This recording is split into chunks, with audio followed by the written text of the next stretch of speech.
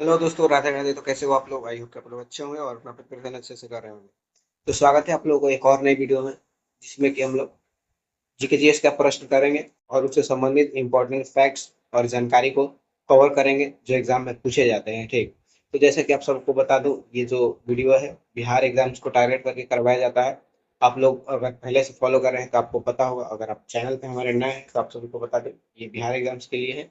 जैसे कि अभी मद्य निषेध के एग्जाम होने वाले हैं, बिहार एसएससी और भी बहुत सारे एग्जाम होने वाले हैं। आप सभी को पता होगा, आप फॉर्म अप्लाई किए होंगे। ठीक, तो उन सब के लिए ये जीके जीएस का वीडियो है। और अगर आप हमारे चैनल पर नए हैं तो पूरी वीडियो देखिएगा, तब पता चलेगा इस वीडियो की खासियत इसमें क्या है और आप लोगों को कितना चीजें सीखने को मिलेगा।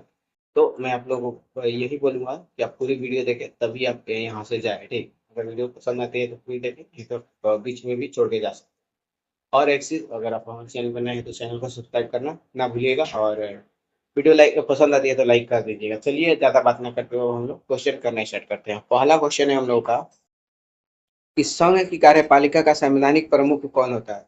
संघ की कार्यपालिका का संवैधानिक प्रमुख कौन होता है? प्रधानमंत्री, राष्ट्रपति, उपराष्ट्रपति या फिर मुख्य न्यायाधीश?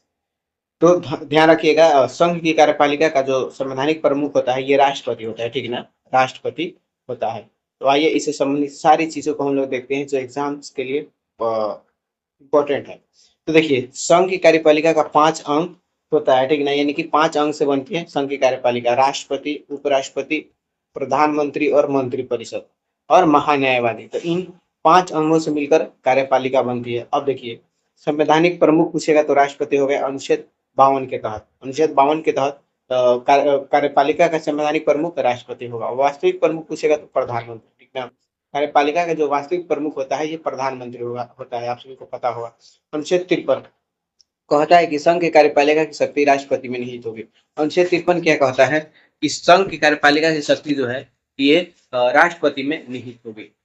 उसके बाद देखिए, राष्ट्रपति की 3 बड़ी शक्ति है। राष्ट्रपति और क्या कर सकते हैं, तो ये नियुक्तियां, यानी कि ये प्रधानमंत्री की नियुक्ति करते हैं और अन्य मंत्रियों का भी नियुक्ति करते हैं। राज्यपालों और जजों की नियुक्ति कौन करता है, तो राष्ट्रपति करते हैं। तो ये चीज भी आप लोग ध्यान रखिएगा। तो राष्ट्रपति की नियुक्तियां पूछ लेता है कि कौन कौन किस किस किसकी नियुक्तियां करते हैं।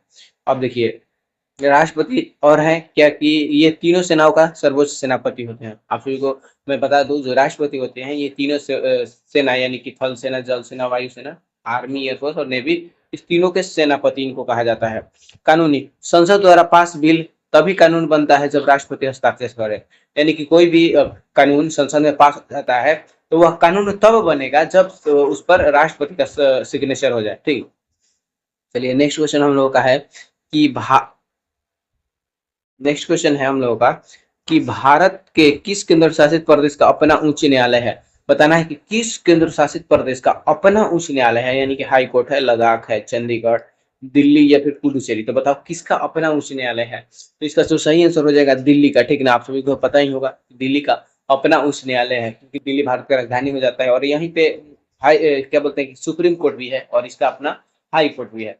तो चलिए अभी हम लोग केंद्र शासित प्रदेश के उच्च न्यायालय से संबंधित सारी चीजों को हम लोग रिवीजन करते हैं। जैसे देखिए, अपना हाई कोर्ट, यानी कि भारत के केवल दिल्ली और जम्मू कश्मीर एवं लद्दाख ऐसे केंद्र शासित प्रदेश हैं जिनका अपना उच्च न्यायालय है।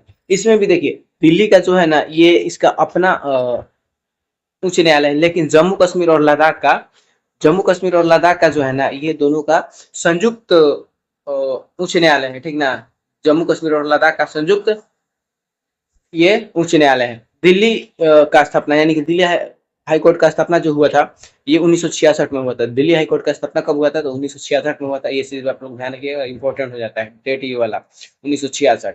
अन्य यूटी की स्थिति, बाकी सभी केंद्र शासित प्रदेश किसी न किसी पड़ोसी राज्य के हाई कोर्ट के अधिकार क्षेत्र में आते हैं। देखिए, बाकी जो भी केंद्र शासित प्रदेश है वो किसी पड़ोसी देश, यानी कि पड़ोसी देश बोल रहे हैं, पड़ोसी राज्य, उसके जो आसपास के राज्य हैं उसके हाई कोर्ट के अधिकार क्षेत्र में आते हैं। जैसे देखिए, अन्य यूटी कहाँ जाते हैं, जैसे देखिए चंडीगढ़ जो है ना ये पंजाब और हरियाणा के हाई कोर्ट में जाते हैं। ठीक ना, चंडीगढ़ के लोग पंजाब एवं हरियाणा के हाई कोर्ट में जाते हैं। अब देखिए लद्दाख, लद्दाख वाले जम्मू कश्मीर और लद्दाख हाई कोर्ट में जाते हैं। लद्दाख वाले जम्मू कश्मीर, हाँ देखिए यही जो है ना जम्मू कश्मीर एवं लद्दाख लद्दाख हाई कोर्ट ये संयुक्त है। जम्मू कश्मीर और लद्दाख का जो हाई कोर्ट है ये संयुक्त हाई कोर्ट है, जिसे कि जम्मू कश्मीर एवं लद्दाख हाई कोर्ट कहा जाता है। पुदुचेरी पुदुचेरी जो है कि ये मद्रास चेन्नई हाई कोर्ट में जाता है। पुदुचेरी कहाँ जाता है तो मद्रास चेन्नई हाई कोर्ट में।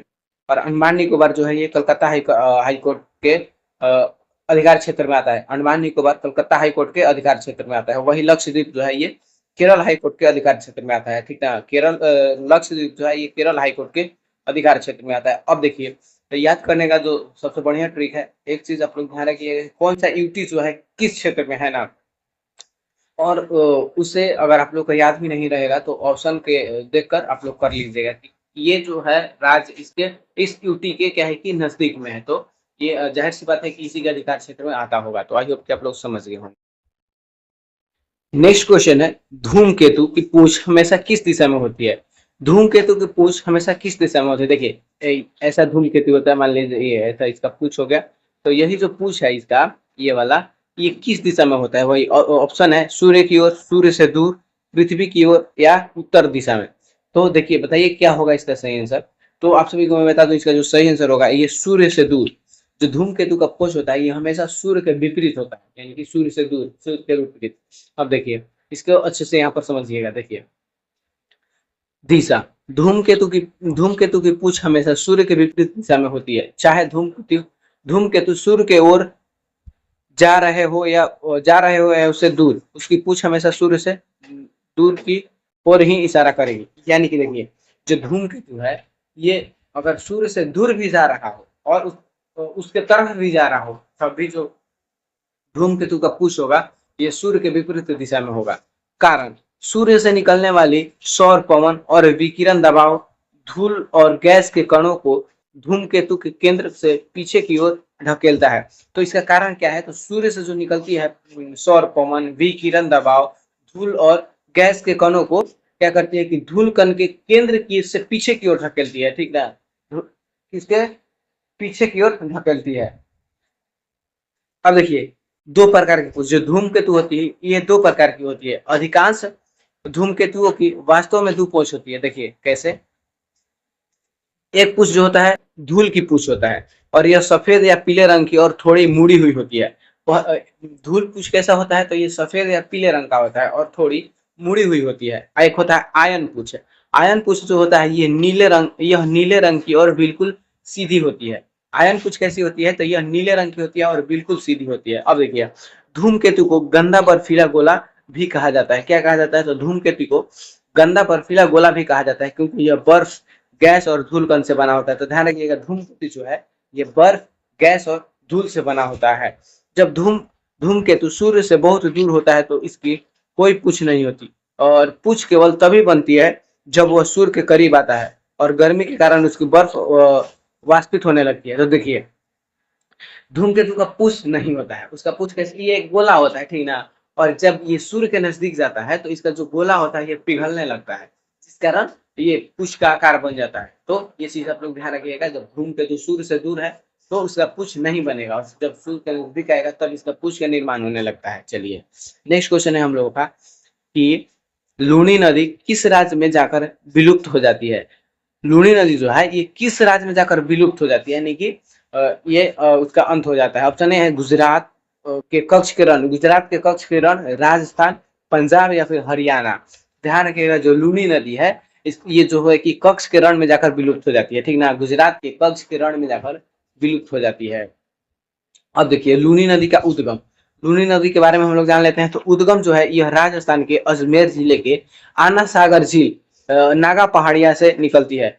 तो उद्गम कहाँ से होता है इसका, तो राजस्थान के अजमेर जिले से, ठीक ना, राजस्थान के अजमेर जिले से नागा पहाड़िया के आना सागर झील से। ध्यान रखिएगा प्रवाह क्षेत्र, यह राजस्थान के कई जिलों जैसे अजमेर, पाली, जोधपुर, बाड़मेर, जालौर, इन सभी जिलों से होकर बहते हुए गुजरात में प्रवेश करती है और अंत यह किसी समुद्र में नहीं गिरती बल्कि गुजरात के कच्छ के रण की दलदली भूमि में जाकर विलीन हो जाती है। तो ये चीज आप लोग ध्यान रखिएगा, लूनी नदी से इंपॉर्टेंट सारी चीजें थी। अब देखिए कुछ और इंपॉर्टेंट चीज जान लेते हैं हम लोग। तो मरुस्थलीय नदी, इसे थार मरुस्थल की सबसे महत्वपूर्ण नदी माना जाता है।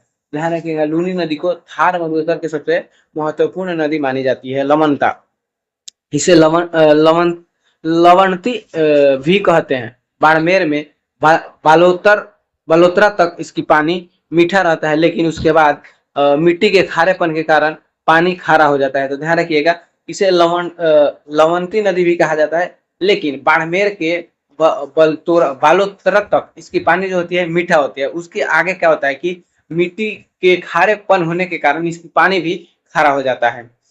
अंत प्रवाही नदी, समुद्र तक ना पहुंचने के कारण इसे अंत प्रवाही नदी भी कहा जाता है। अंत प्रवाही नदी किसे कहा जाता है? तो यह समुद्र में ना पहुंचने के कारण इसे अंत प्रवाही नदी भी कहा जाता है। अब देखिए कुछ हम लोग नदियां और उसके उद्गम और क्या है कि समाप्ति देख लेते हैं, कहाँ जाकर वो गिरती है। जैसे देखिए ये सभी इंपॉर्टेंट है। जैसे गंगा जो है, ये गंगोत्री के ग्लेशियर उत्तराखंड, गंगोत्री ग्लेशियर उत्तराखंड से निकलती है और बंगाल की खाड़ी में गिरती है। ध्यान रखिएगा, गंगा जो है गंगोत्री ग्लेशियर उत्तराखंड से निकलती है और बंगाल की खाड़ी में गिरती है। सिंधु नदी, यह मानसरोवर झील तिब्बत से निकलती है और अरब सागर में गिरती है। सिंधु नदी मानसरोवर झील तिब्बत से निकलती है और अरब सागर में गिरती है।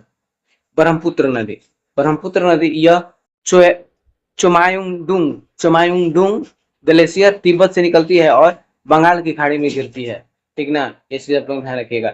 यमुना नदी, यमुना नदी जो है कि यमुनोत्री ग्लेशियर उत्तराखंड से निकलती है और प्रयागराज के में गंगा में मिल जाती है। ये यमुना नदी कहाँ से निकलती है? तो यमुनोत्री ग्लेशियर से, उत्तराखंड से, और यह प्रयागराज में आकर क्या करती है? गंगा में मिल जाती है। अब चलिए नेक्स्ट क्वेश्चन पे हम लोग आते हैं। तो नेक्स्ट क्वेश्चन है कि अरेबिका और रोबस्टा, अरेबिका और रोबस्टा भारत में उत्पादित होने वाले किसके प्रकार हैं? मतलब कि ये किस ये मतलब कि जैसे देखिए ऑप्शन दिया है चाय, कपास, कॉफी, जूट, इसमें से किसका प्रकार है? अरेबिका और रोबस्टा, चाय का, कपास का, कॉफी का या फिर जूट का? तो जो अरेबिका और रोबस्टा है ना, ये कॉफी के प्रकार है। ठीक ना, अरेबिका और रोबस्टा ये कॉफी के प्रकार है। जैसे देखिए अब इससे संबंधित सारी चीजें हम लोग देखते हैं। कॉफी तो दो प्रकार का होता है। अरेबिका, अरेबिका देखिए यह उच्च गुणवत्ता वाली और अधिक खुशबूदार होती है। जो अरेबिका कॉफी होती है यह उच्च गुणवत्ता वाली होती है और अधिक खुशबूदार होती है। भारत कुल कॉफी का लगभग 25 से 30% यही है। यानी कि भारत में जो कॉफी का उत्पादन होता है उसमें 25 से 30% अरेबिका कॉफी का उत्पादन होता है। रोबस्टा, रोबस्टा जो है इसमें कैफीन अधिक होता है और यह अधिक कड़क होती है और भारत में इसका उत्पादन सबसे ज्यादा होता है। तो ध्यान रखिएगा, रोबस्टा का जो है ना, रोबस्टा कॉफी, ये भारत में इसका उत्पादन ज्यादा होता है और यह कड़क होती है और इसमें कैफीन भी अधिक होता है। तो ये भी आप लोग ध्यान रखिएगा कि कैफीन की मात्रा किस प्रकार में अधिक होती है, अरेबिका में या फिर रोबस्टा में? तो रोबस्टा में ध्यान रखिएगा अधिक होती है। सबसे बड़ा उत्पादक, भारत में कर्नाटक राज्य अकेले कुल कॉफी का लगभग 70% उत्पादन करता है। यानी कि जो कर्नाटक है, यह भारत में जितने कॉफी का उत्पादन होता है उसका 70% अकेले ये उत्पादन करता है, कर्नाटक। इसके बाद केरल और तमिलनाडु का नंबर आता है। यानी कि उसके बाद जो है केरल और तमिलनाडु भी ये कॉफी का उत्पादन करने में आते हैं। उसके बाद शुरुआत, भारत में कॉफी की शुरुआत बाबा बुदन नामक सूफी संत ने की थी। बाबा बुदन नामक, ध्यान रखिएगा, बाबा बुदन जो थे यही कॉफी के उत्पादन की शुरुआत की थी, जो यमन से 7 बीज लेकर आए थे और उन्हें कर्नाटक की चिकमंगलूर पहाड़ियों में लगाया था। तो ये इसका बीज कहाँ से लाया था? यमन से, और इसको कर्नाटक की चिकमंगलूर पहाड़ियों में लगाया था।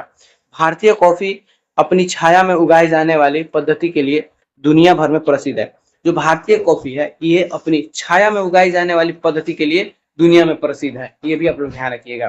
कॉफी के लिए उष्ण कटिबंधीय जलवायु और ढलान वाली जमीन, यानी कि ताकि पानी ना रुक सके, सबसे अच्छी होती है। तो देखिए कॉफी उत्पादन के लिए क्या होती है? तो उष्ण कटिबंधीय जलवायु सबसे अच्छी होती है और ढलान वाली जमीन जो कि जिस जमीन पर पानी नहीं रुक सके। ठीक ना, पानी दिया जाए तो वो पानी ढला यानी कि वहां से ढलान के माध्यम से निकल जाए। अब देखिए सब विश्व में सबसे ज्यादा कॉफी का उत्पादन ब्राजील करता है।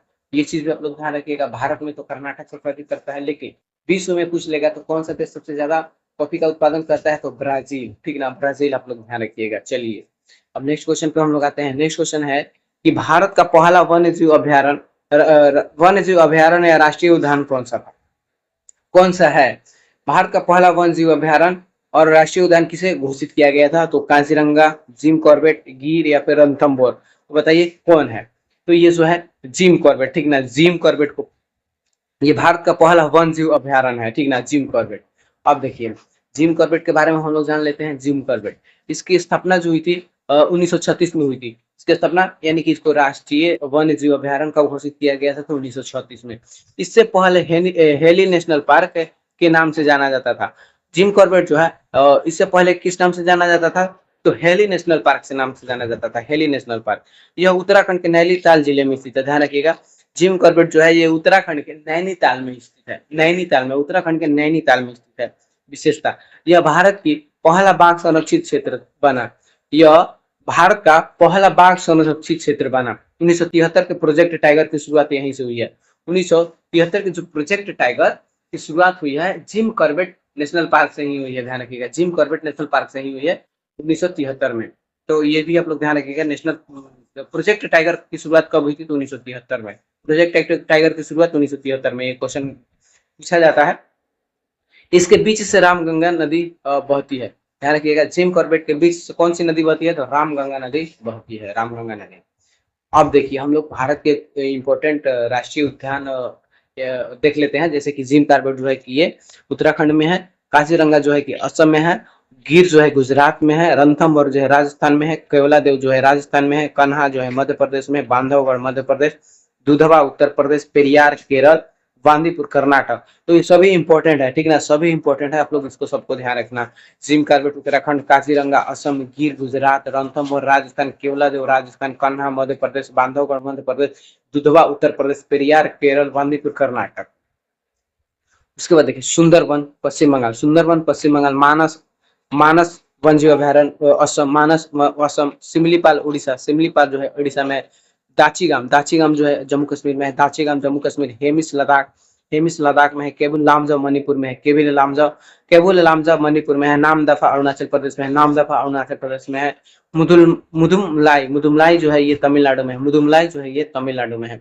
अब देखिए कुछ इंपॉर्टेंट चीज आप लोग ध्यान रखिएगा। जैसे काजीरंगा असम एक सींग वाले गैंडे के लिए प्रसिद्ध है। काजीरंगा जो असम में है ये एक सींग वाले गैंडे के लिए प्रसिद्ध है। तो ये भी पूछ लेता है कौन सा वन जीव अभ्यारण्य किसके लिए प्रसिद्ध है। काजीरंगा जो है ये एक सींग वाले गैंडे के लिए प्रसिद्ध है। गिर जो गुजरात में है ये एशियाई शेर के लिए प्रसिद्ध है, यानी कि एशियाई शेरों के लिए एकमात्र स्थान, एशियाई शेरों के लिए एकमात्र स्थान कौन है, तो गिर राष्ट्रीय उद्यान है। रणथंभौर जो कि राजस्थान में है यह बाघों के संरक्षण के लिए प्रमुख है। रणथंभौर जो राजस्थान में है ये बाघों के संरक्षण के लिए प्रमुख है। अब देखिए चलिए नेक्स्ट क्वेश्चन पे आते हैं हम लोग। जो नेक्स्ट क्वेश्चन है कि भारतीय अर्थव्यवस्था के द्वितीय क्षेत्र, अर्थव्यवस्था के द्वितीय क्षेत्र के अंतर्गत क्या आता है, अर्थव्यवस्था के द्वितीय क्षेत्र के अंतर्गत क्या आता है, कृषि, बैंकिंग, विनिर्माण या फिर मछली पालन। तो बताइए जो द्वितीय क्षेत्र है उसके अंतर्गत क्या आता है, तो आप सभी को पता होगा विनिर्माण, ठीक ना। द्वितीय क्षेत्र के अंतर्गत विनिर्माण होता है। तो चलिए आप लोग ये द्वितीय क्षेत्र प्राथमिक क्षेत्र के बारे में सारी चीजें क्लियर करवाता हूँ। सबसे पहले द्वितीय क्षेत्र के बारे में जान लीजिए। तो द्वितीय क्षेत्र जो है ये क्या है कि विनिर्माण क्षेत्र है ना। तो देखिए परिभाषा, अर्थव्यवस्था का वो क्षेत्र जो प्राथमिक क्षेत्र से प्राप्त कच्चे माल का उत्पादों में बदलता है। यानी कि सोचिए जो भी जैसे प्राथमिक क्षेत्र क्या होता है, जो नेचुरल तरीके से हमें प्राप्त होता है, ठीक ना। जैसे कि जो कोई फसल हो गया, फिर खनिज हो गया, या फिर जैसे कि डायरी होता है, दूध डायरी, तो ये सभी हमें नेचुरली प्राप्त होते हैं, ठीक ना। उससे जो नए चीज बनाए जाते हैं तो ये जो है कि द्वितीय क्षेत्र में आते हैं। जैसे कि आम, आम मान लो आम का आजकल सीजन आने वाला है। आम जो है कि हमें नेचुरली पेड़ से मिला, ठीक ना। अब आम से ले जाकर माजा बनाया गया, ठीक ना। तो जो माजा बना ना वो क्या हो गया, द्वितीय क्षेत्र हो गया। तो आई होप कि आप लोग ये चीज समझ गए होंगे। तो द्वितीय क्षेत्र और प्राथमिक क्षेत्र में अंतर। अन्य नाम, इसे औद्योगिक क्षेत्र भी कहा जाता है क्योंकि यह मुख्य रूप से कारखानों और उद्योगों से जुड़ा है। तो समझने की बात है, औद्योगिक क्षेत्र क्यों कहा जाता है, तो उद्योग यानी कि फैक्ट्री। तो जो भी वस्तु का निर्माण होता है, जैसे कि आम हम लोग आम से जो माजा बनाता है इसका निर्माण कहाँ पर होता है, फैक्ट्री यानी कि उद्योग क्षेत्र में होता है। तो इसलिए इसको औद्योगिक क्षेत्र भी कहा जाता है। प्रमुख गतिविधियां विनिर्माण, जैसे कपास से कपड़ा बनाना। देखिए कपास हमें प्राकृतिक से प्राप्त होता है और इससे कपड़ा बनाना हमें विनिर्माण कहलाता है। और गन्ने से चीनी बनाना, गन्ना भी कहाँ से प्राप्त होता है आपको पता ही होगा। उसको चीनी बनाएंगे तो द्वितीय क्षेत्र अंतर्गत आएगा। निर्माण, घर, सड़क, पुल या बांध, घर, सड़क, पुल या बांध ये सभी भी क्या आते हैं, तो क्या बोलते हैं कि द्वितीय क्षेत्र के अंतर्गत आते हैं। उपयोगिताएं, बिजली, गैस और जल आपूर्ति।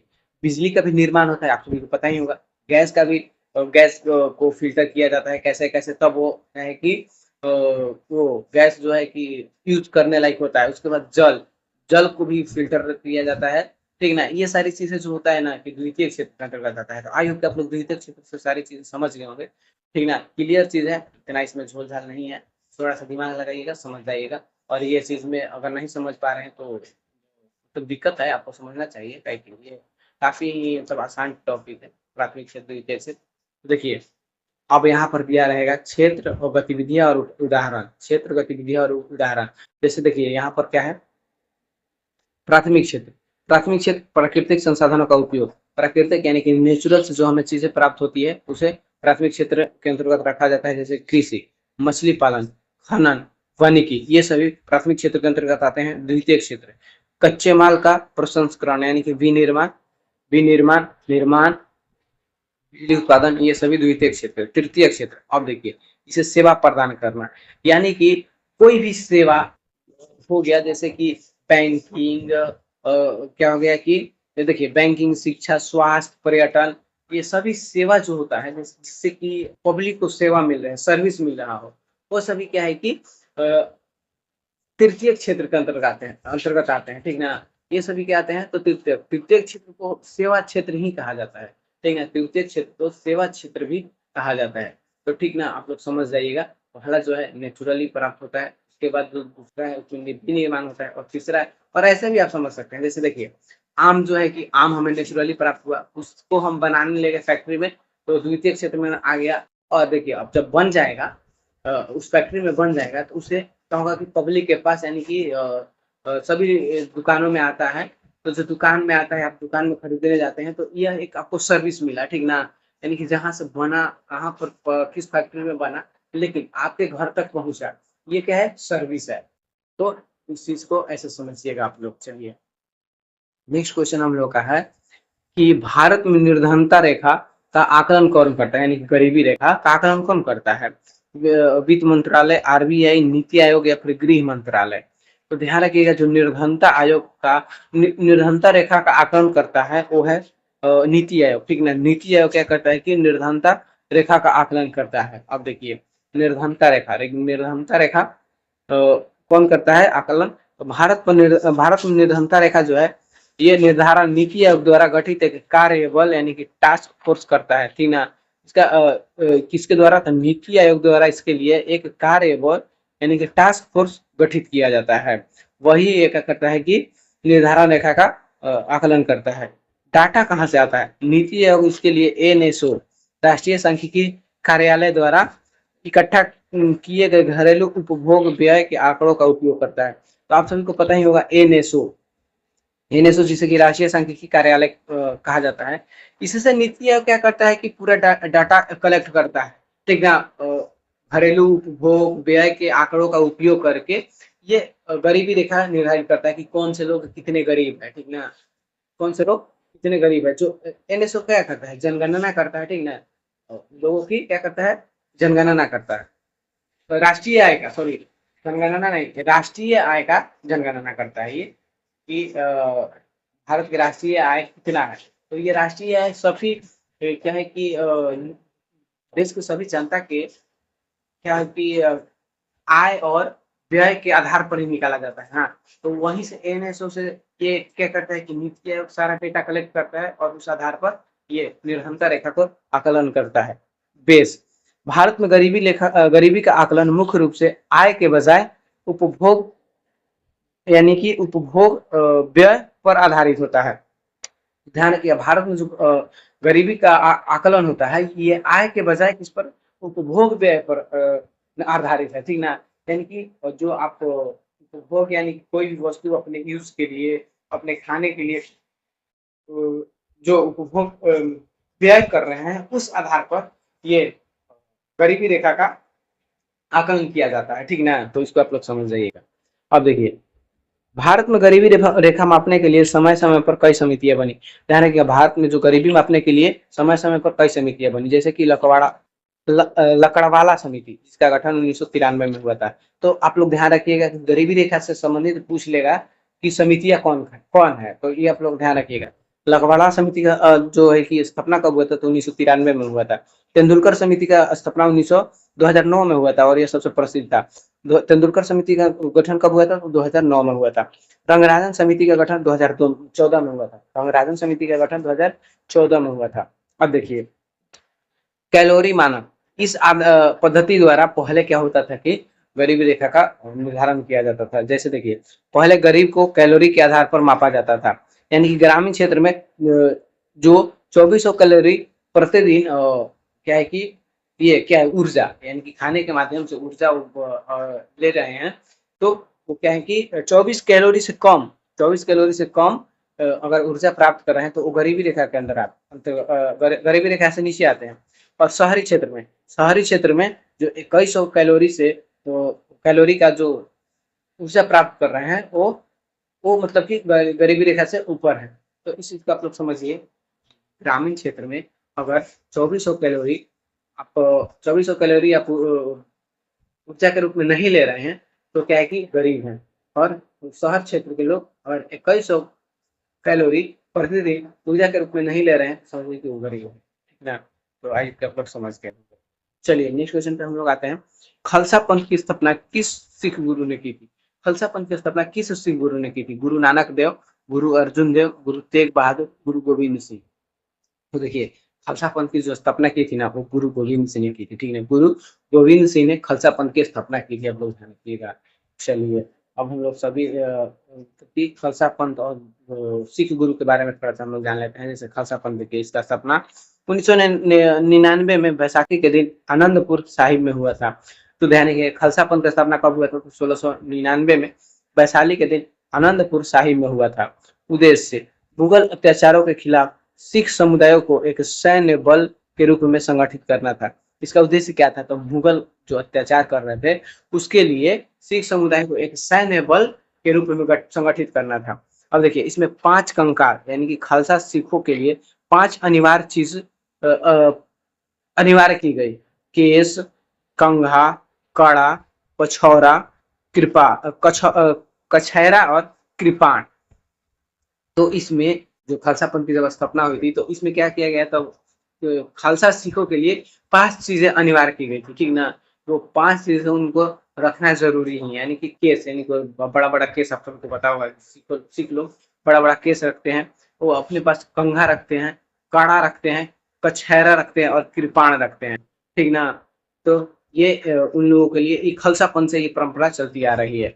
अब देखिए सिख गुरुओं के बारे में हम लोग जान लेते हैं। तो गुरु नानक देव सिख धर्म के संस्थापक और पहले गुरु। सिख धर्म के संस्थापक और पहले गुरु कौन थे, तो गुरु नानक देव थे। गुरु अर्जुन देव ये 5वें गुरु थे। गुरु अर्जुन देव कौन थे, ये 5वें गुरु थे। आदि ग्रंथ का संकलन किया और स्वर्ण मंदिर अमृतसर में नींव रखी। तो गुरु अर्जुन देव ने क्या किया था, तो आदि ग्रंथ का संकलन किया था और स्वर्ण मंदिर का नींव अमृतसर में इन्होंने ही रखा था, गुरु अर्जुन देव ने। गुरु अर्जुन देव। अब देखिए गुरु तेग बहादुर, गुरु तेग बहादुर थे, ये 9वें गुरु थे। और कश्मीरी पंडितों की रक्षा के लिए और धर्म की खातिर औरंगजेब द्वारा शहीद किए गए, ठीक ना। ये कश्मीरी पंडितों की रक्षा के लिए धर्म खातिर औरंगजेब द्वारा ये शहीद हुए थे, ध्यान रखिएगा। औरंगजेब, क्वेश्चन बनता है कि कौन से सिख गुरु को औरंगजेब द्वारा फांसी दे दी गई थी, तो ये है गुरु तेग बहादुर, जो कि 9वें गुरु है। गुरु तेग बहादुर, गुरु तेग बहादुर, ठीक है, गुरु तेग बहादुर।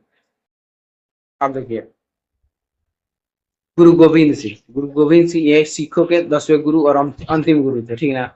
गुरु गोविंद सिंह जो थे ये सिखों के 10वें एवं अंतिम गुरु थे। इन्होंने गुरु पद को समाप्त कर गुरु ग्रंथ साहिब को शाश्वत गुरु घोषित किया।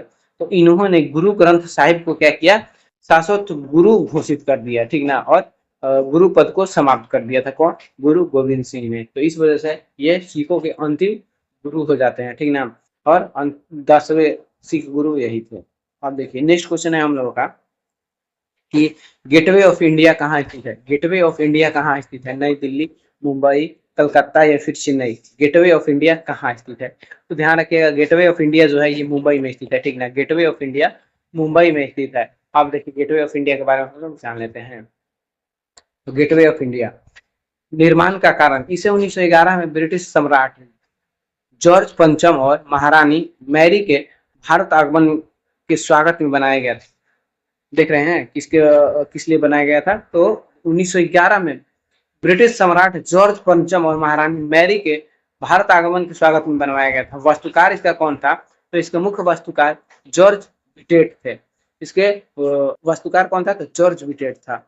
शैली, यह इंडो सरासेनिक, ठीक ना, शैली पूछ लेगा तो ध्यान रखिएगा, यह इंडो सरासेनिक वास्तुकला शैली में बना है।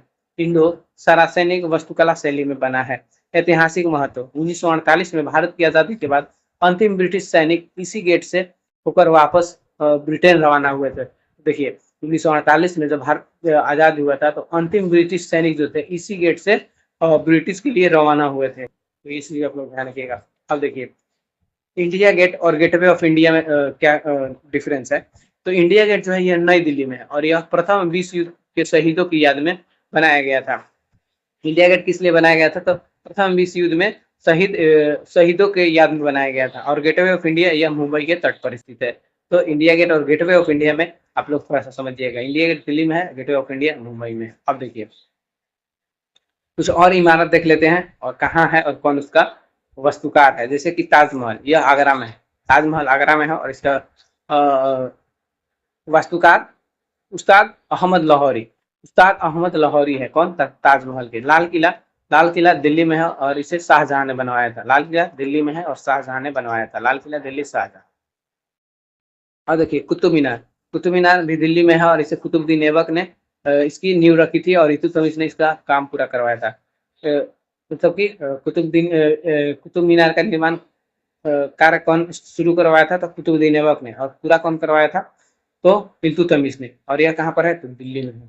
इंडिया गेट नई दिल्ली में है। एडविन लुटियंस इसके वास्तुकार है। एडविन लुटियंस इसके वास्तुकार है। इंडिया गेट के वास्तुकार एडविन लुटियंस। काफी इंपॉर्टेंट सवाल, ठीक ना, काफी इंपॉर्टेंट। एडविन लुटियंस जो है ये इंडिया गेट के वास्तुकार है। उसके बाद है राष्ट्रपति भवन। राष्ट्रपति भवन जो है ये नई दिल्ली में है और एडविन लुटियंस और हर्बर्ट बेकर इसका वास्तुकार। राष्ट्रपति भवन नई दिल्ली, इसका वास्तुकार पूछ लेगा तो एडविन लुटियंस और हर्बर्ट बेकर। एडविन लुटियंस और हर्बर्ट बेकर। संसद भवन, जो पुरानी संसद भवन है ये भी नई दिल्ली में है और इसका वास्तुकार एडविन लुटियंस और हर्बर्ट बेकर है। एडविन लुटियंस और हर्बर्ट बेकर। अब देखिए संसद भवन नई संसद भवन बनी है नई दिल्ली में, इसका जो वास्तुकार है विमल पटेल।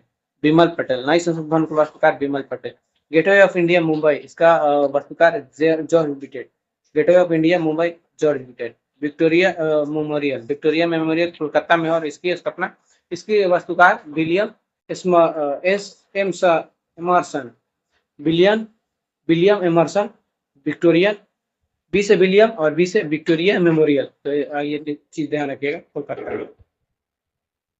एक और है हवा महल। हवा महल का जो है ये जयपुर में है और यह सवाई प्रताप सिंह बनवाए थे और इसके जो वास्तुकार था लालचंद उस्ता इसका वास्तुकार था। कौन? हवा महल का। हवा महल का वास्तुकार लालचंद। और कौन बनवाया था? तो सवाई प्रताप सिंह। चलिए नेक्स्ट क्वेश्चन है हम लोगों का। नेक्स्ट क्वेश्चन, आजाद हिंद फौज की कमान सिंगापुर में सुभाष चंद्र बोस ने किस वर्ष संभाली थी? आजाद हिंद फौज का कमान सिंगापुर में सुभाष चंद्र बोस किस वर्ष संभाली थी? 1941, 1942, 1943, 1945। तो ध्यान रखिएगा सुभाष चंद्र बोस आजाद हिंद फौज की कमान 1943 में संभाली थी, ठीक है, 1943 में। और देखिए आजाद हिंद फौज की स्थापना से संबंधित सारी चीजें हम लोग देखते हैं। जैसे देखिए आजाद हिंद फौज, इसकी स्थापना इसकी असली नींव 1942 में रास बिहारी बोस और कैप्टन मोहन सिंह ने रखी थी। आजाद हिंद फौज की नींव कौन रखा था? तो 1942 में रास बिहारी बोस और कैप्टन मोहन सिंह ने रखी थी। उसके बाद सुभाष चंद्र बोस का आगमन। सुभाष चंद्र बोस को जुलाई 1943 में नेताजी सिंगापुर पहुंचे और रास बिहारी बोस ने फौज की कमान उन्हें सौंप दी। देखिए 1943 में ये सिंगापुर जाते हैं और रास बिहारी बोस ने आजाद हिंद फौज की कमान इनके हाथ में दे देते हैं। नारा, नेताजी ने यहीं से दिल्ली चलो और तुम उसे खून दो, मैं तुम्हें आजादी दूंगा का नारा दिया था। तो ध्यान रखिएगा जो ये नारा है दिल्ली चलो और तुम मुझे खून दो और मैं तुम्हें आजादी दूंगा, ये नारा तो यहीं से नेताजी ने लगाया था। महिला रेजिमेंट, इन्होंने महिलाओं के लिए रानी झांसी रेजिमेंट बनाई जिसकी कमान लक्ष्मी सहगल के पास थी।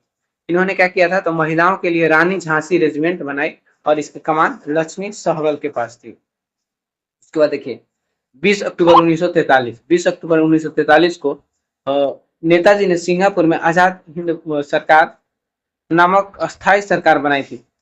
अब इन्होंने क्या करते हैं, तो 21 अक्टूबर को सिंगापुर में ही आजाद हिंद सरकार नामक अस्थायी सरकार बनाई थी, ठीक ना। जो आजाद हिंद सरकार था ये अस्थायी नहीं था, अस्थायी था, जिसे कि आरजी हुकूमत ए आजाद हिंद भी कहा जाता था। आरजी हुकूमत ए आजाद हिंद। आजाद हिंद फौज का मुख्यालय रंगून, म्यांमार और सिंगापुर में था। रंगून, म्यांमार और सिंगापुर में था। आजाद हिंद फौज का मुख्यालय कहाँ पर था, तो रंगून, म्यांमार और सिंगापुर में था। नेक्स्ट क्वेश्चन हम लोग का है कि 1830 में धर्म सभा की स्थापना किसने की थी। 1830 में धर्म सभा की स्थापना किसने की थी। राधाकांत देव, राजा राम मोहन राय, देवेंद्र नाथ टैगोर, केशव चंद्र सेन। तो 1830 में जो धर्म सभा की स्थापना किए थे उनका नाम है राधाकांत देव, ठीक ना, राधाकांत देव, ठीक ना, इसका सेंस हो जाएगा राधाकांत देव। राधाकांत देव ने धर्म सभा की स्थापना किए थे। अब देखिए इसका स्थापना के बारे में हम लोग जान लेते हैं। तो स्थापना 1830 में कलकत्ता, अब कोलकाता इसे कहा जाता है, में हुआ था, ठीक ना। 1830 में धर्म सभा की स्थापना रामाकांत देव ने कहा की थी, तो 1830 में कलकत्ता में। उद्देश्य यह एक रूढ़िवादी संस्था थी। इसका मुख्य उद्देश्य सती प्रथा जैसी पुरानी परंपरा का समर्थन करना और हिंदू धर्म के सुधारों का विरोध करना था। तो यह क्या था, तो रूढ़िवादी संस्था था। इसका उद्देश्य सती प्रथा जैसी पुरानी परंपराओं का समर्थन करना और हिंदू धर्म के सुधारों का विरोध करना। यानी हिंदू धर्म में जो सुधार हो रहे थे, जैसे सती प्रथा का अंत, विधवा पुनर्विवाह, इसका ये विरोध कर रहे थे, ठीक ना। ये जो धर्म सभा था इसका विरोध कर रहा था। राजा राम मोहन राय ने इसके खिलाफ में विशेष रूप से राजा राम मोहन राय की ब्रह्म समाज के सुधारवादी विचारों का मुकाबला करने के लिए की गई थी। देखिए ये किसके मुकाबला करने के लिए की गई थी, तो राजा राम मोहन राय जो ब्रह्म समाज की स्थापना की थी, तो समाज सुधार के लिए ब्रह्म समाज की स्थापना किए थे, वही उसी के मुकाबला करने के लिए ये रामाकांत देव ने क्या कर देते हैं, राधाकांत देव धर्म सभा की स्थापना कर देते हैं, कि समझिए कि एक विरोध में था, ठीक है। उसके बाद देखिए राजा राम मोहन राय ब्रह्म समाज की स्थापना 1828 में की थी और इन्हें भारतीय पुनर्जागरण का जनक कहा जाता है। राजा राम मोहन राय को ध्यान रखिए, भारतीय पुनर्जागरण का जनक कहा जाता है और इन्होंने ब्रह्म समाज की स्थापना 1828 में की थी। देवेंद्र नाथ टैगोर तत्वबोधनी समाज सभा की स्थापना 1839 में की थी। देवेंद्र नाथ टैगोर ने तत्वबोधनी सभा की स्थापना 1839 में की थी। तो ध्यान रखिएगा, सभी सभा और समाज को आप लोग ध्यान रखिएगा, काफी इंपॉर्टेंट हो जाता है एग्जाम के पॉइंट ऑफ व्यू से। देखिए वो केशव चंद्र सेन इन्होंने ब्रह्म समाज को पूरा भारत में लोकप्रिय बनाया। केशव चंद्र सेन ने पूरे भारत में क्या किया, तो ब्रह्म समाज को लोकप्रिय बनाया। अब देखिए कुछ और संस्था और संस्थापक देख लेते हैं। ब्रह्म समाज को तो हम लोग देख ही लिए, राजा राम मोहन राय 1828, ब्रह्म समाज राजा राम मोहन राय 1828। आर्य समाज स्वामी दयानंद सरस्वती 1875, आर्य समाज स्वामी दयानंद सरस्वती 1875। Ramakrishna mission Swami Vivekananda 1897, Ramakrishna mission Swami Vivekananda 1897। सत्यशोधक समाज ज्योतिबा फुले 1873, सत्यशोधक समाज ज्योतिबा फुले 1873। प्रार्थना समाज आत्माराम पांडुरंग 1867, प्रार्थना समाज Atmaram Pandurang 1867। Tattvabodhini Sabha Devendra Tagore 1839, Tattvabodhini Sabha Devendra Tagore 1839। Theosophical society madam Blavatsky और कर्नल अलकाट 1875। थियोसॉफिकल सोसाइटी की स्थापना कौन किए थे, तो मैडम ब्लावत्स्की और colonel Olcott 1875। Servant of India की स्थापना गोपाल कृष्ण गोखले 1905 में। सर्वेंट ऑफ इंडिया की स्थापना गोपाल कृष्ण गोखले 1905 में। मुस्लिम लीग की स्थापना आगा खां और सलीमुल्लाह खां 1906। मुस्लिम लीग की स्थापना आगा खां और सलीमुल्लाह खां 1906। गदर पार्टी का स्थापना लाला हरदयाल और सोहन सिंह भकना 1913। गदर पार्टी की स्थापना लाला हरदयाल और सोहन सिंह भकना 1913। नेक्स्ट क्वेश्चन हम लोग का है कि भारतीय संविधान के मुख्य लेखक कौन थे। भारतीय संविधान के मुख्य लेखक कौन थे, doctor Rajendra Prasad, doctor B R Ambedkar, Jawaharlal Nehru, B N Rau. तो भारतीय संविधान के जो मुख्य लेखक थे वो बी आर अम्बेडकर थे, डॉक्टर बी आर अम्बेडकर। अब देखिए मुख्य लेखक और शिल्पकार सभी भारतीय संविधान से संबंधित सारी चीजों को आप लोग का रिविजन करवाते हैं। देखिए तो इसके मुख्य लेखक और शिल्पकार डॉक्टर भीमराव अंबेडकर। इन्हें भारतीय संविधान का जनक कहा जाता है। ध्यान रखिए, भारतीय संविधान का जनक किसे कहा जाता है? तो बी आर अम्बेडकर को। प्रारूप समिति, जो ड्राफ्टिंग कमेटी थी संविधान निर्माण के लिए, पहले प्रारूप समिति की गठन किया गया था, जिसमें कि 7 सदस्यीय समिति थी। यह जो था ये 7 सदस्यीय समिति थी और इसके अध्यक्ष जो थे ये अम्बेडकर थे। प्रारूप समिति के अध्यक्ष कौन थे? तो अम्बेडकर थे। काफी इंपॉर्टेंट सवाल पूछ लेता है, प्रारूप समिति के कौन सा सदस्य अध्यक्ष थे? तो अम्बेडकर। देखिए, प्रारूप समिति क्या था? तो संविधान का निर्माण कैसे करना है उसके लिए प्रारूप बनाना और उसी आधार पर संविधान तैयार करना, ये एक समिति था, ठीक ना। उसके बाद समय, संविधान बनने में 2 साल 11 महीने 18 दिन लगे थे। आपको बता दूं, संविधान बनने में 2 साल 11 महीने 18 दिन लगे थे, यानी कि लगभग कितने? तो 3 वर्ष।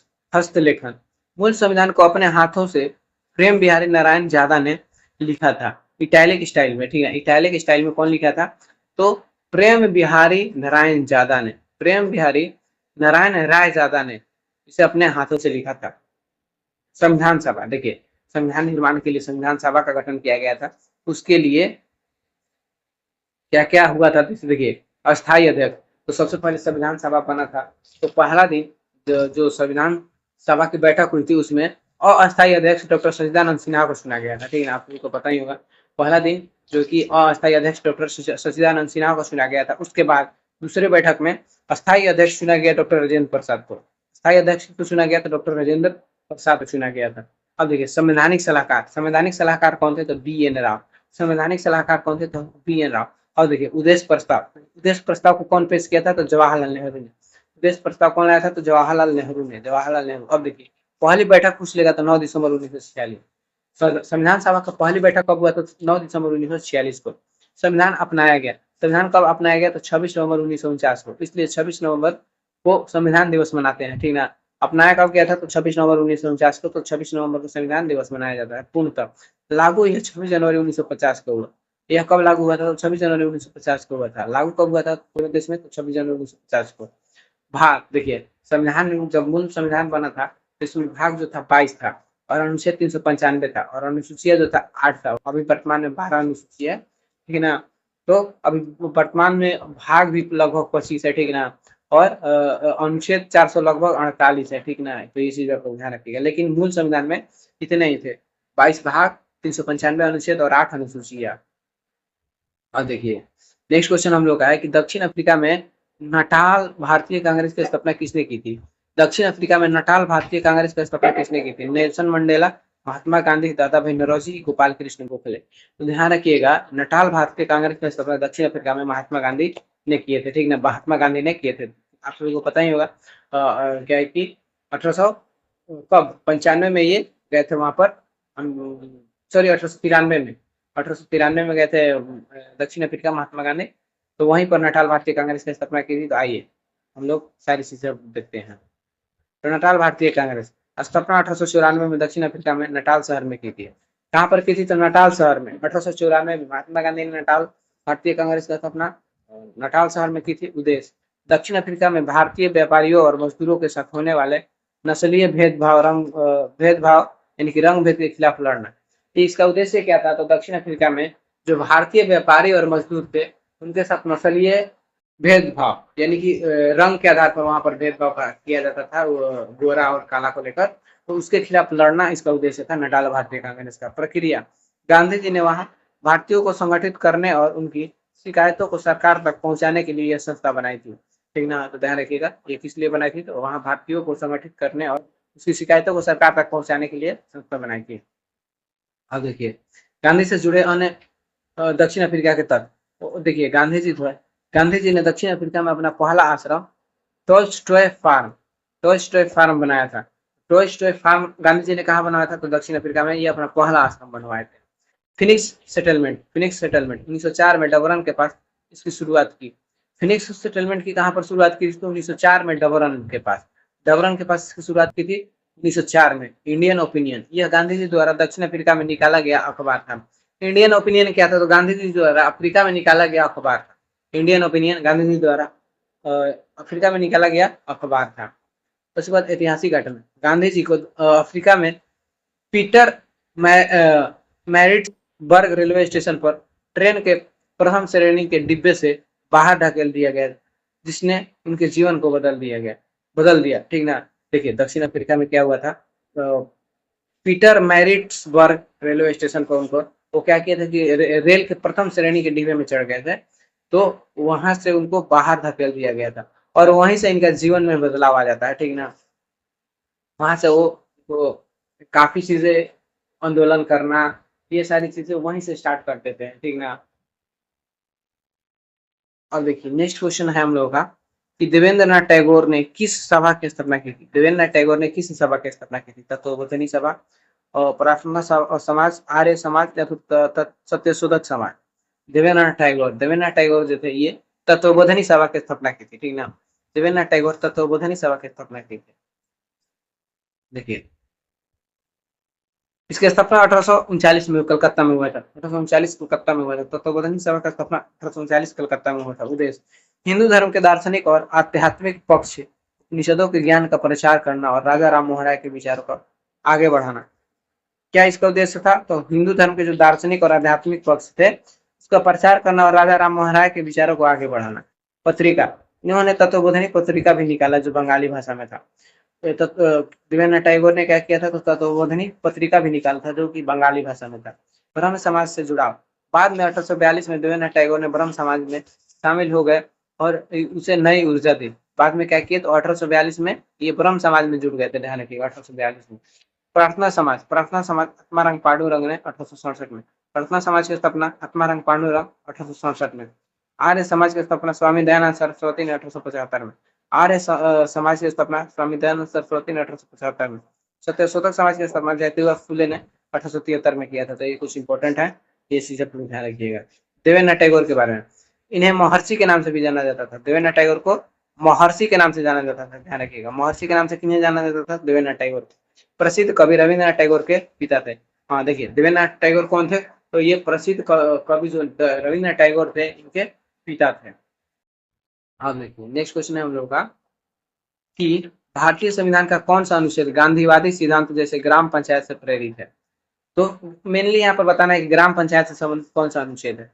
इसे गांधीवादी सिद्धांत, ठीक ना। गांधी जी चाहते थे कि ग्राम पंचायत का गठन हो, उनका ही ये विचार था ताकि ये गांवों का विकास हो सके, ठीक ना। इस वजह से वो ग्राम पंचायत को वो प्रोत्साहित कर रहे थे। क्या है कि अनुच्छेद 32, अनुच्छेद 40, अनुच्छेद 44, अनुच्छेद 51, तो ध्यान रखिएगा जो ग्राम पंचायत से संबंधित अनुच्छेद है अनुच्छेद 40 है, ठीक ना। अनुच्छेद 40 में ग्राम पंचायत का गठन है। अब देखिए इससे संबंधित सारी चीजों को हम लोग देख लेते हैं।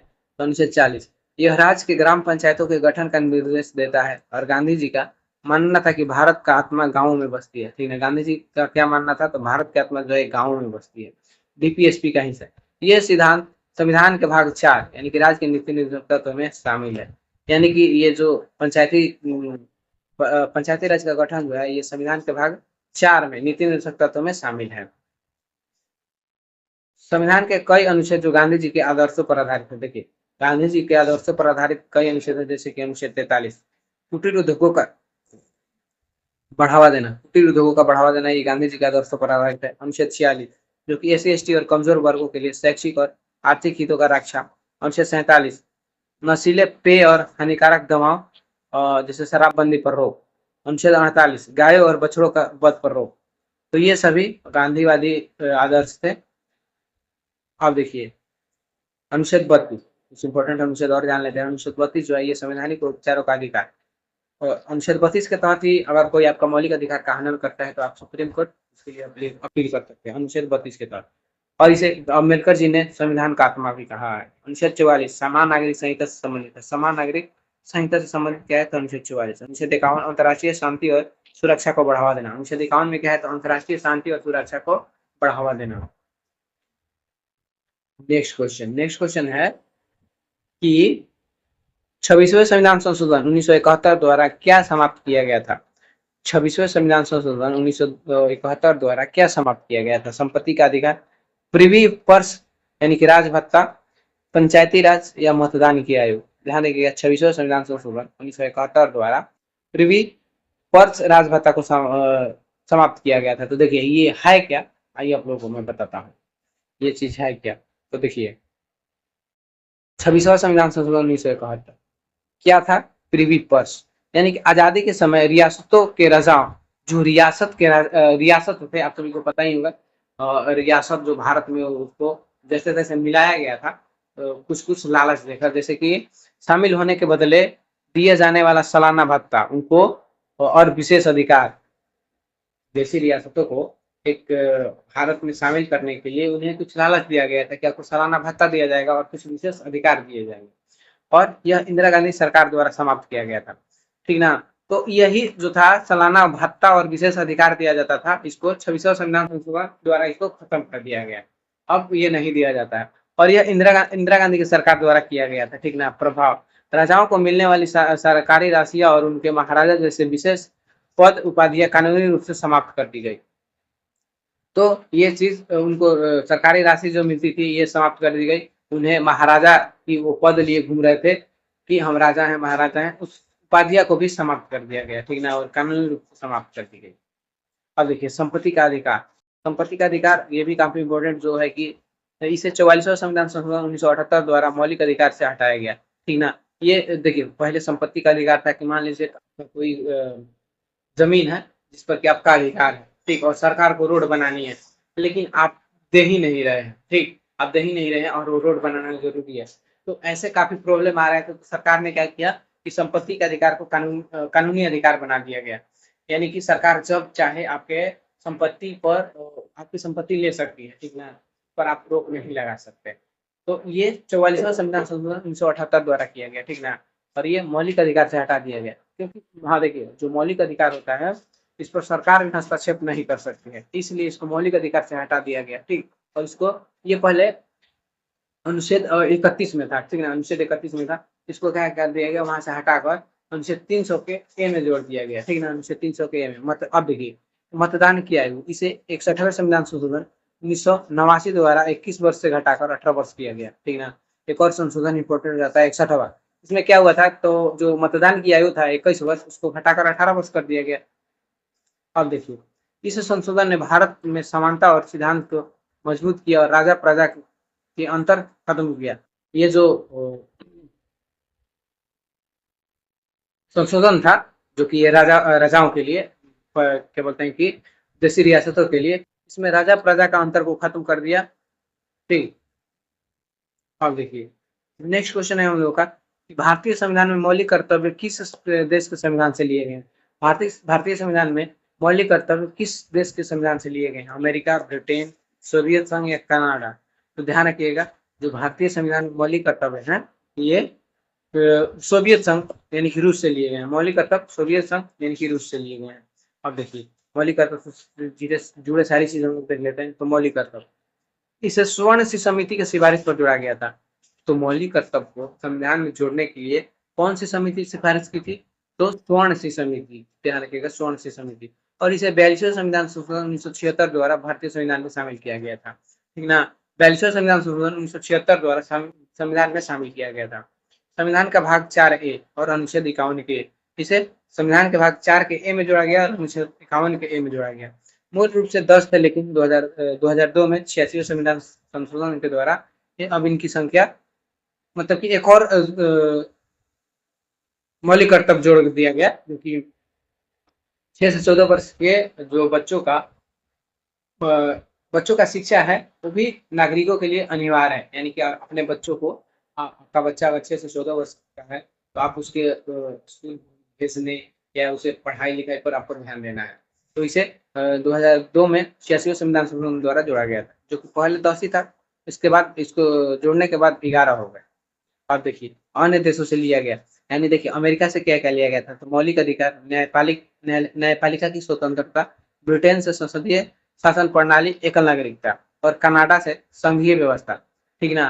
तो ये सारी चीज भी आप लोग ध्यान रखिएगा। अमेरिका से मौलिक अधिकार, न्यायपालिका की स्वतंत्रता, ब्रिटेन से संसदीय शासन प्रणाली और एकल नागरिकता, और कनाडा से संघीय व्यवस्था, ये सब लिया गया था। अब देखिए कोयला और पेट्रोलियम किस प्रकार की चट्टानों में पाई जाती है। कोयला और पेट्रोलियम किस प्रकार की चट्टानों में पाई जाती है, अग्न्य चट्टान, अवसादी चट्टान, आधारित चट्टान, या फिर इनमें से कोई नहीं। तो आप सभी को पता होगा जो कोयला और पेट्रोलियम है ये अवसादी चट्टान में पाए जाते हैं, ठीक ना, अवसादी चट्टान में पाए जाते हैं, क्योंकि ये जो चट्टानी होते हैं ये परतदार चट्टान होते हैं, ठीक ना। तो इनके परतों में क्या होता है कि जीवाश्म दब जाते हैं, तो इस वजह से पेट्रोलियम और कोयला जो है ये अवसादी चट्टान से प्राप्त होते हैं। अब देखिए अवसादी चट्टान पाए जाने के कारण कोयला और पेट्रोलियम जीवाश्म ईंधन है। कोयला और पेट्रोलियम जीवाश्म ईंधन है, ये लाखों वर्षों तक पृथ्वी की परतों के नीचे दबे मृत पौधों और जानवरों के अवशेषों से बनते हैं। विशेषता अवसादी चट्टानों परतें में जमा होती है जो इन जैविक अवशेषों को सुरक्षित रखने और संपीड़ित करने के लिए आदर्श स्थान प्रदान करती है। देखिए जो अवसादी चट्टान होती है ये परतदार होती है, तो जो जीवाश्म होता है जैसे पेड़ पौधे का, जानवरों का जीवाश्म इन परतों में दब जाता है। तो ताप और दाब के कारण क्या होता है कि इन लोगों का परिवर्तन हो जाता है कोयला और पेट्रोलियम में। तो इस वजह से क्या है कि ये अवसादी चट्टान में पाया जाता है कोयला और पेट्रोलियम। कोयला यह एक कार्बनिक अवसादी चट्टान है जो प्राचीन दलदली वनस्पतियों के दबने से बनती है। तो दलदली वनस्पतियों के दबने से क्या बनता है? कोयला बनता है, ठीक है ना। यह कार्बनिक अवसादी चट्टान है। पेट्रोलियम यह मुख्य रूप से छिद्र युक्त अवसादी चट्टानों जैसे बलुआ पत्थर या चूना पत्थर की परतों में के बीच फंसा हुआ पाया जाता है। यानी कि ध्यान रखिएगा, पेट्रोलियम कहाँ पाया जाता है? तो छिद्र युक्त, यानी कि उसमें छिद्र होता है इस चट्टान में, जैसे बलुआ पत्थर और चूना पत्थर। बलुआ पत्थर और चूना पत्थर में पेट्रोलियम पाया जाता है। अब देखिए अगन्य चट्टान, ये पिघले हुए मैग्मा के ठंडा होने से बनती है और इनका अत्यधिक तापमान किसी भी जैविक पदार्थ को नष्ट कर देता है, ठीक ना। ये देखिए अगन्य चट्टान में क्यों नहीं पाया जाता है जो कि कोयला और पेट्रोलियम? तो ये देखिए मैग्मा के ठंडा, यानी कि पहले से ही मैग्मा इतना खौलता हुआ गर्म, आपको पता ही होगा मैग्मा कैसा होता है। तो इसमें जीवाश्म कैसे रह पाएगा? इस जीवाश्म तो इसमें नष्ट हो जाएगा। तो जाहिर सी बात है कि अगन्य चट्टान में ये पेट्रोलियम और कोयला नहीं पाया जाएगा। और कैंसर चट्टान, यह अत्यधिक गर्मी और दबाव के कारण ये चट्टानों में अपना रूप बदल लेती है, जिससे इसमें मौजूद जीवाश्म ईंधन अक्सर नष्ट हो जाते हैं और या ग्रेफाइट जैसे अन्य खनिजों में बदल जाते हैं। तो ये भी क्या होता है कि अगन्य और अवसादी चट्टानों में जो कि अधिक दबाव और तापमान के कारण ये दूसरा रूप में बदल जाते हैं, ठीक ना। तो इस वजह से इसमें भी नहीं पाया जाता है। कैंसर चट्टान में भी कोयला और पेट्रोलियम नहीं पाया जाता है। ध्यान रखिएगा कोयला और पेट्रोलियम जो है ये सिर्फ अवसादी चट्टान में पाया जाता है, ठीक ना। सिर्फ अवसादी चट्टान, काफी इंपॉर्टेंट चीज है, इसको ध्यान रखना है।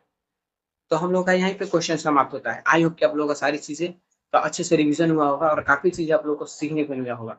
तो आप ऐसा ही हमेशा नया मतलब कि हमेशा बहुत सारी चीज को सीखना चाहते हैं तो हमारे चैनल को सब्सक्राइब करके रखिए, क्योंकि मैं हर रोज शाम को 7 बजे ऐसे ही वीडियो लाता रहता हूँ, ठीक। तो आप लोग से रिक्वेस्ट है मेरे चैनल को सपोर्ट करें और दोस्तों के साथ भी शेयर कर दें, ठीक। चलिए मिलते हैं नेक्स्ट वीडियो में, तब तक के लिए अपना ध्यान रखिए और पढ़ाई अच्छे से